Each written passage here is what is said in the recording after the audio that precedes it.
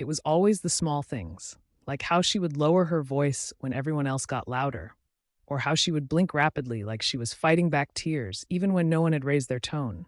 At first, no one noticed the pattern. They just noticed how gentle she seemed. If someone interrupted her, she'd smile and say, "It's okay, I'm used to not being heard." Used to it. That phrase would sit in the room like perfume, subtle but impossible to ignore. Across the table, her sister would stiffen slightly, not because she had done anything, but because suddenly she felt like she had. That's how it began. Not with screaming, not with fights, with suggestion, the kind that slips into your mind without knocking. There were two daughters in that house. One expressive, emotional, soft spoken in a way that made people lean closer. The other steady, reserved, the type who didn't explain herself twice. Guess which one people protected?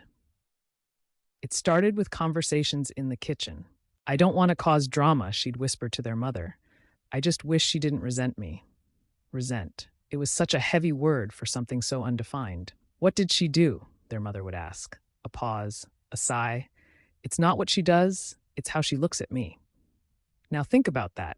How do you defend yourself against the way someone claims you look at them? You can't.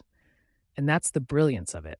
Over time, the family began adjusting to a story no one had officially told. If the quieter sister disagreed about something, she was cold. If she didn't respond immediately, she was distant. If she defended herself, she was aggressive. Meanwhile, the other one would shake her head sadly and say, "I forgive her.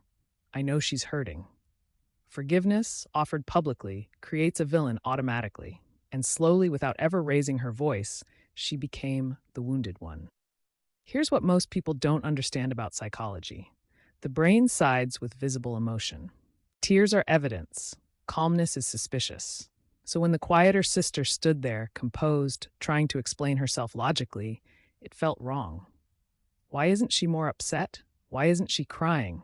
Because in a room full of feeling, logic looks cruel. Months passed. Family gatherings grew heavier. Conversations would dip when she walked in. Someone once muttered, "Just be patient with her." With her, as if she were the problem everyone was managing. And the strange part? She started wondering if they were right. That's the second layer of manipulation, internalization. When enough people treat you like the villain, your brain starts searching for proof. Maybe I am too sharp. Maybe I don't smile enough. Maybe my silence feels like judgment. Meanwhile, the other sister kept building her image carefully. If there was conflict, she'd cry first. If there was tension, she'd apologize first, even when she wasn't wrong. "I'm sorry if I'm too sensitive," she'd say, and people would rush to comfort her. No one noticed how often the apologies ended with the other sister being blamed indirectly. It was artful, because she never accused, she implied. And implication is stronger than accusation. Then one evening, something small happened. At dinner, she said softly, "I just want to feel safe around you." Safe. The word dropped like a bomb. The family went silent. Safe from what? The quieter sister felt her heartbeat in her throat. She hadn't threatened her, hadn't yelled, hadn't done anything, but suddenly she was the unsafe one. That was the moment it became clear. This wasn't emotional sensitivity. This was narrative control. The sister who looked fragile had learned something powerful. If you position yourself as constantly wounded, people will attack whoever stands near you. And the quieter sister? She had been standing too close for years. The shift didn't happen through confrontation. It happened through one simple question. The next time she said, "You make me feel small," the quieter sister looked at her and asked calmly, "When exactly?" Not angrily, not defensively, just precisely. The room froze, because vagueness is where manipulation breathes. Specifics suffocate it. She blinked. "Well, it's just the way you are." "How am I?" Silence. And for the first time, the performance faltered. You see, when someone builds power through emotional suggestion, clarity feels like exposure.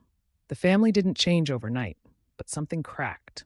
They began noticing how often she needed rescuing, how frequently conflicts ended with her trembling and someone else apologizing. Patterns reveal what emotions hide. And here's the truth: the most dangerous manipulator isn't the loud one. It's the one who understands that people don't protect the strong, they protect the one who looks hurt. In the end, the quieter sister learned something brutal but freeing. You cannot compete with someone committed to being the victim, but you can remove yourself from the role of villain.